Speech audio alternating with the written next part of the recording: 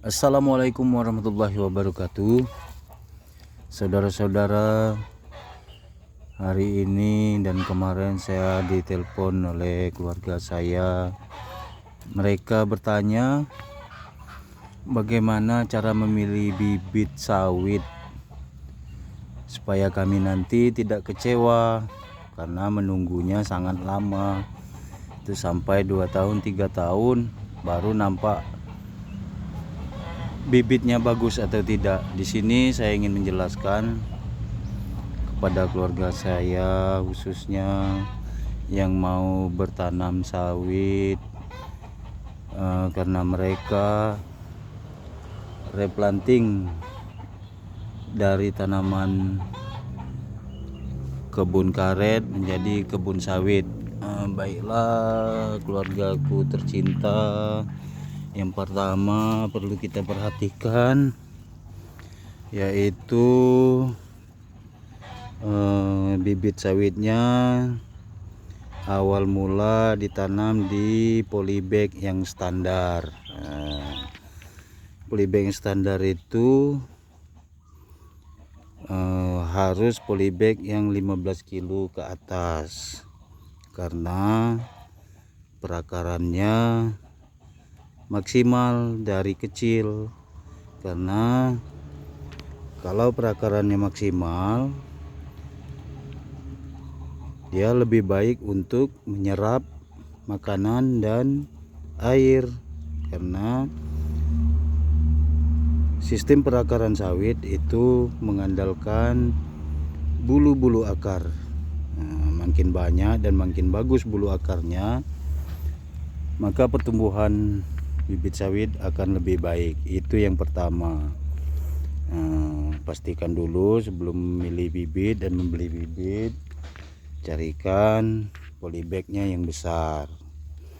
Yang kedua, apabila dia berumur setelah pindah tanam dari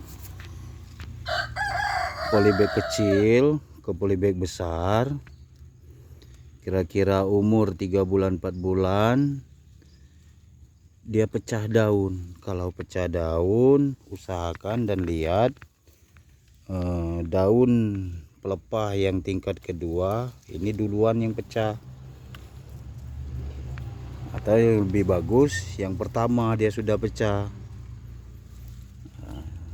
Terus yang kedua, ini contoh bibit yang kurang bagus karena ini adalah bibit yang hasil sortiran, jadi jangan jadi patokan ini bibit yang bagus. Di sini saya spill bibit yang tidak bagus untuk ditanam, karena ini bibit-bibit sawit yang saya sortir dari sebelumnya. Nah, ini contohnya. Yang pertama, saya lihat dia bongkolnya lebih kecil. Yang kedua, tumbuhnya dia menjulur ke atas, itu kurang bagus. Yang kedua, pelepah yang pecah yang saya lihat dari awal kemarin itu pelepah yang ketiga yang duluan. Yang kedua, yang pertama belum. Terus yang ketiga, jangan pernah memilih bibit sawit yang pecahan daunnya jarang-jarang. Terus untuk selanjutnya, ini hijaunya juga kurang. Hijau daun, hijaunya itu bagusnya itu dia lebih tua. Kalau hijaunya lebih tua berarti perakarannya sudah bagus. Dengan perakaran yang bagus itu, sawit akan maksimal untuk menyerap makanan, sehingga nanti setelah menghasilkan buah-buahnya bisa besar. Itu dulu kepada keluarga tercinta, sebagai referensi pertama saya berikan kepada keluargaku. Untuk selanjutnya kita nanti videokan bibit-bibit yang bagus, yang layak tanaman, yang dianggap unggul. Setidaknya bagus. Kalau unggul mungkin lebih mahal lagi, karena kita akan membeli bibit dari yang lebih bagus, misalnya dari PT, TN1, PKM dan seterusnya. Nah, itu dia akan lebih terjaga lagi, mulai dari seleksi bibit dari awal untuk mendapatkan bibit-bibit yang unggul. Itu dulu pada keluargaku,